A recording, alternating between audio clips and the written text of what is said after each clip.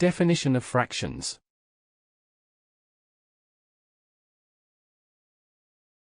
Let's consider a pizza divided in 8 equal slices, as shown in the figure.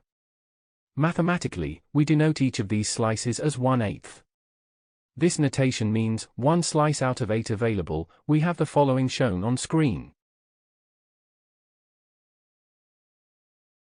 Thus, we have 3 slices detached from the pizza shown in the first figure. If somebody eats them, we say he or she has eaten 3 out of 8 slices or 3/8 of a pizza. This method of expressing a part of a whole is called a fraction. The condition for a fraction to exist is that the whole must be divided in equal parts, otherwise, we cannot accept it. If the whole is not divided in equal parts, we apply tinier divisions until we obtain equal slices, as shown in the following figure shown on screen. Example. What are the fractions that correspond to the colored parts of each square in the figure shown in the following on screen? Solution. A. The first square is divided into 9 equal parts where 4 of them are colored.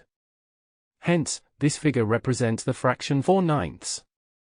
B. The second square is divided into 6 times 4 is equal to 24 equal parts, where 6 plus 3 is equal to 9 of them are colored. Hence, this figure represents the fraction 9/24.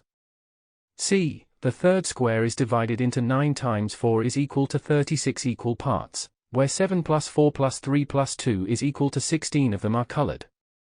Hence, this figure represents the fraction 1/6 of 36.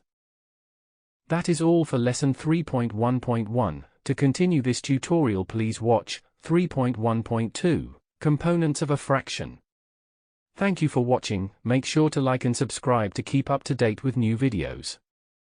For more information, calculators, and tutorials, please visit www.icalculator.info.